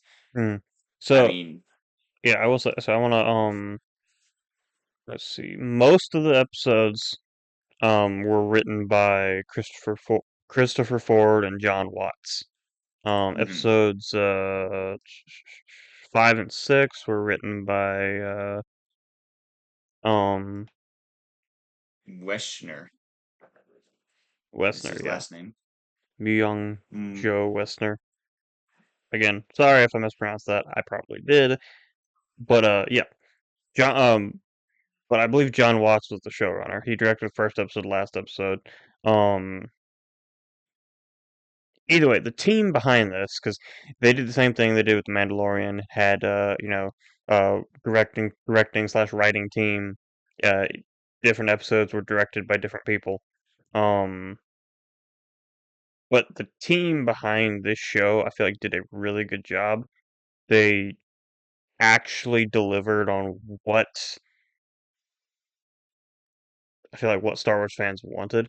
And this is one thing that Star Wars Theory mentioned. He said if this show had come out in 2016 after Rogue One, people would have loved it. yeah. The Star Wars fatigue is a huge thing right now, and Disney needs shows like this to get people reinvested in it. And Nothing big, again, nothing fancy, just yeah, something small stakes, slow ball it. that's what we need. Personally, that's what I want out of Star Wars right now. Small Mhm. stakes. Yeah, you're building this whole thing with Thrawn right now. That's Yeah. fine. But let's I just take a break from that for now. Build up some like small stuff. Maybe even have some more stuff that's not even connected. Like I've heard rumors about a KOTOR show, which would love it. they're going to ruin. But if done right, that would be amazing. Mhm. Um, there's David, so much you could do. I love Star Wars. That's why we do this. I love Star Wars trivia. I love knowing things about Star Wars. I love being able to watch a show and think, hey, I get that reference because I know what it's to. And sometimes it's annoying. Sometimes I love doing it, but like explaining it to like Sarah or anyone else who's watching it and helping them understand. I have a book right here that is 2,500 Star Wars quiz questions. We've done some of those on the show. I have another one over here that I think two of them, one's in the front, one's in the back, that go over. One in the front is a Star Wars like picture book, like it goes through all the movies and has like scene by scene and does breaks down. It has some behind the scenes stuff and then has some like details in the scene, more Star Wars lore, interesting facts about that. I have a Lego book over here. You I think have either the same one or a similar one, and it has all the Lego characters in Star Wars laid out, and they have interesting details that are part of their characters as well. I love all that stuff, but it's nice, refreshing is the word we've been using, to be able Hmm. to watch a show and not have to worry about connecting all the dots to why things are important, to characters that you might need to remember and what they did and what happened with them. I don't want to have to remember everything about Rebels to watch a show. It gets a So little annoying sometimes. that's the thing about okay, like the quote unquote Filoniverse right now.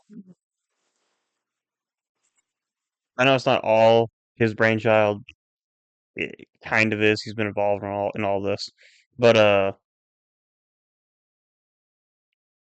like I know people who haven't even watched The Mandalorian because they feel like they need to watch Clone Wars and Rebels first. And then if you want to watch the Book of Boba Fett, you need to watch The Mandalorian. If you want to watch The Yeah. Mandalorian season 3, you have to watch the Book of Boba Fett. Hmm. If you want to understand what's going on in Ahsoka, you have to watch Rebels and The Mandalorian and the Book of Boba Fett. It it Keeps adding up. Disney is almost gatekeeping Star Wars at this point Yeah. with some of But this and stuff. also and trying not to do it at the same time. Yeah.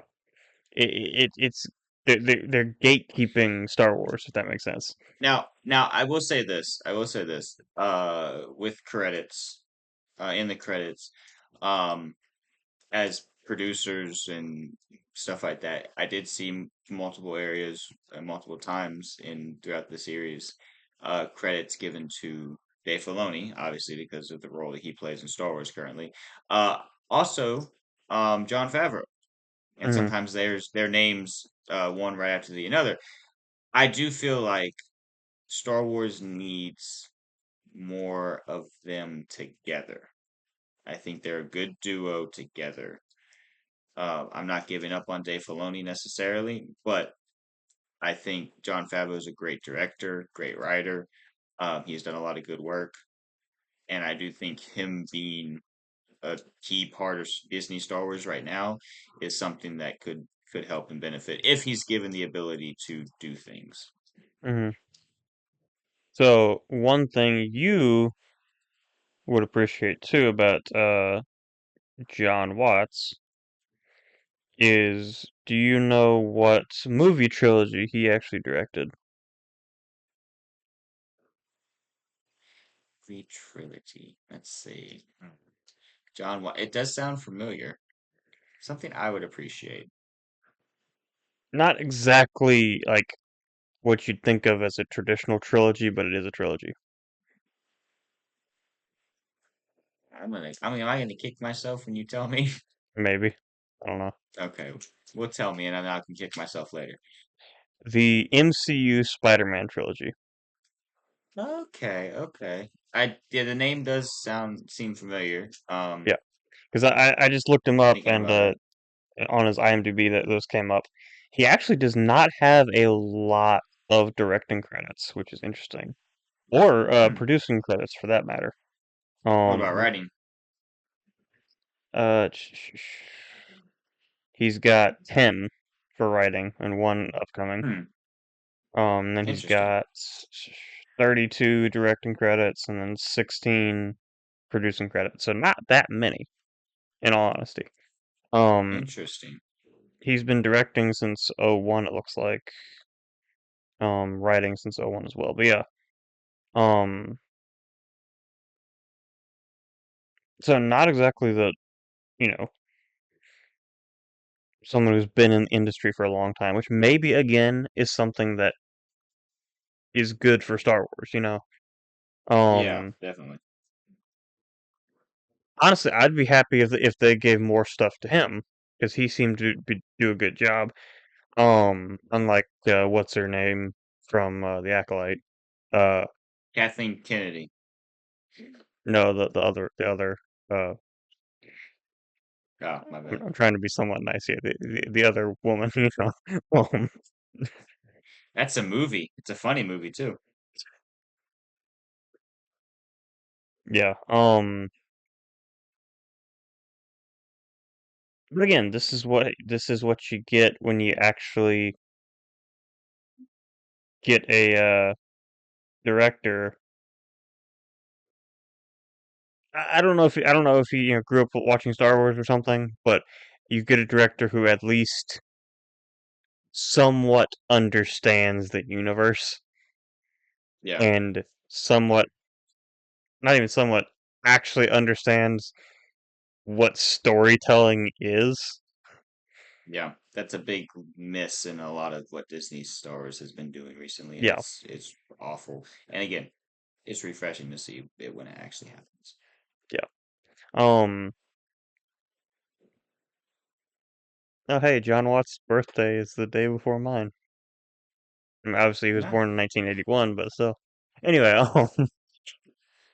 Well, David, what are your last little thoughts? Last little thoughts. What are your last thoughts on this show? Give it a rating out of 10, and uh, you know, so yeah, might be recency bias, might be just being pleasantly surprised with actually getting something good or well, yeah, I'll say good out of Disney Star Wars.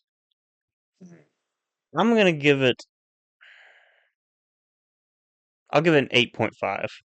out of 10. Dude, literally was thinking the exact same thing. I'm gonna give it an 8. 8.5 because I was sitting here and I was like, 8. Nah, eight's a little low. And I was like, but nine's a little too high. So let's go right there in the middle. And as I was thinking that, you said 8.5. Yeah. We are like on par with this. I'll say this. It could have gotten a 9 if the finale was a little bit Yeah. better.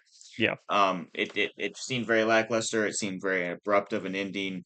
I also have a bone to pick with the show in the fact that I feel like they wasted a lot of their time doing nothing. I mean, how many times when we were recapping this did I just go and say, well, none of that's important, so we're just going to skip right over it? Because none of it was really important for the overall Mm, story. There were hints and nods to things that are important to bring back later, yada yada. But all in all, there was a lot of time wasted. I mean, episode 6 is overall a complete waste of time yeah. per the overarching story. So they And could have done better, but it's okay. I will say, okay, so if you have not watched the show yet, go watch it. It is really good. Yeah, Um, it's worth the watch. it's worth watching, especially if you've got, kids in that like 7 to 13, 14 range. Mhm. Make it a family thing. Yeah, This is, the main characters are 10 years old. That's kind of the age range this show is shooting for. Like, make it yeah, a family thing. It's honestly, this would be a really fun show to watch with like, you know, your kids or something, because it is really funny. Really, I personally had fun watching this show, which is more than yeah, I can yeah, say for a lot of Star Wars shows more recently. yeah. And you mentioned it being funny. A lot of times, like there are jokes for the kids and jokes for the adults. There wasn't really anything inappropriate in this show. All the jokes were just actually funny. Mm, You know, there was I think one reason why I really liked it, there was a lot of dry sense of humor, which mm, again, that's why I like K2SO, why I like SM33. They're droids, so their sense of humor is going to be very dry, mm. and so there's a reason why I like these characters, but it's a really funny show. There's a lot of funny moments, a lot of moments that you're gonna sit there and actually laugh out loud. It's a great show. It's a good show. Not a great show. It's a good show. It's worth a watch. Go check it out. That is our recommendation. Now, David, before we end up getting out of here, I do know that we've been talking for almost 2 hours, so we're not going to take too much time. Um, I did want to introduce a segment. Uh, we don't have a name for it. But at the end of each episode, I kind of wanted to go through a couple things. We could maybe figure a way to tie it into the main topic. Maybe we could do something different. We gotta have to workshop some stuff on this. But I wanted to kind of get some things that could possibly be like interesting facts in Star Wars. Um, but then I kind of forgot about it this segment. So if you have something, we'll more than welcome to. You're more than welcome to deliver that information. Um, but before I hand it over to you, I do want to bring this thing up because I just pulled it up and forgot to mention it when we were talking about Star Wars news. Um, Apparently, reports for the another Star Wars project, the Mando Grogu movie, uh, the plot possibility is Embo is hired to kill Rata the Hutt, and the Mandalorian has to rescue him. Um, Now, what are your thoughts on basically redoing the Clone Wars movie? I was about to say that. That sounds just like the Clone Wars movie. Yeah, Um, I I don't mean, have a problem with Embo being the main villain because while he's done things in Star Wars that have, made him he's a bounty hunter. He's out for whatever pays the most. Like he's not a good guy or a bad guy. He's just out for money, and that's fair. So I'm not opposed to him being a villain, and he's a bounty hunter villain that would be still alive, supposedly at this time, and could be, you know, a character. I don't think that they need to go the route of Din rescuing someone because that's overused in The Mandalorian.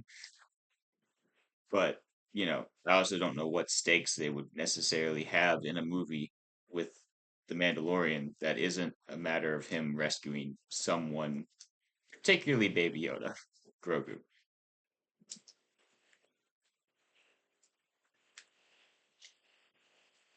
Yeah, I don't know. I do want to see Din Djarin and Imbo fight though. That would be awesome. But That would be a great fight. uh and they need to do the hat right, the Captain America shield kind of hat thing, right? Yes. Yeah. But other than that, I don't really not really too impressed with that plot leak. Maybe there's more to it that we haven't gotten, but I would like to see again, Imbo as a villain. For Yeah. either the Mandalorian season 3 or 4, sorry. Or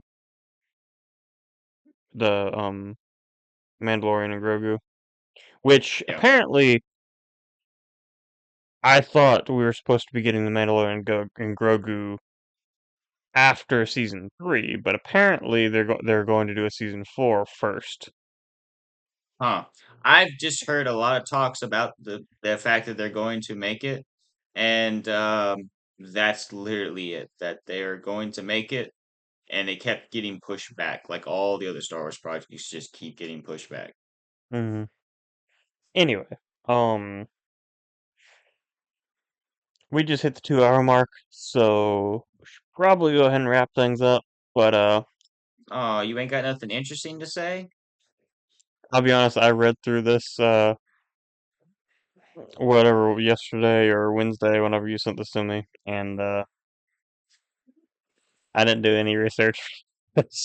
David, I wrote it out Wednesday or whenever I sent it to you, and then I forgot about it. Like I did the Beyond stuff for the main body, but okay, that's literally beyond the notes that I sent you, I didn't Mhm. do and actually watching the show, I didn't do any prep work for this episode, so Yeah, yeah. I, I I have been honestly busy. felt the most I honestly felt the most prepared for this, because I took the time to actually, get prepared for this, but there are aspects of that I didn't prepare for. So that being said, there are things that we are going to try and introduce into the show Hmm. to help keep things hopefully a little bit more lively, hopefully a little bit more interesting, changing up things a little bit more than what we've had in the past. But it's a work in progress, and we're still figuring this out. I mean, David, we've been doing YouTube for 3 years now, hosting, and have been doing a podcast for going on 2 years.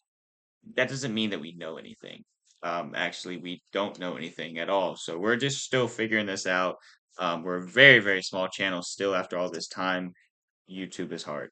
Some people would say it's easy, but they're just smart. So, with that, David, I'm going to go ahead and just head on us out, unless you have something else to say. You can go ahead and sign us off. All right. Well, that's it for now from me and David. Thanks for listening all the way to the end. If you did, please like, comment on the video, and subscribe to the channel. Comment ratatat. I don't know if you made it all the way to the end and you can figure out how to spell that. Um, Anyways, we'll be back in every other week. So not this coming Monday, but the Monday after that, talking about some new topic of Star Wars. We'll figure that out later. So we didn't prepare for the next episode, David. We just prepared for this one. That Next all episode, being we're- said, next episode, we're talking about Clone Wars season 5 or 6 or whatever we're on now. I think 5. Um, David is ahead of schedule. He knows what we're talking about next time. So join us in 2 weeks for the Clone Wars season 6, 5, 5. All right. So if you enjoy that. Thanks for listening. That's all for now. Bye. Now this is podcasting. I hate you so much. You were waiting for that too. I can tell.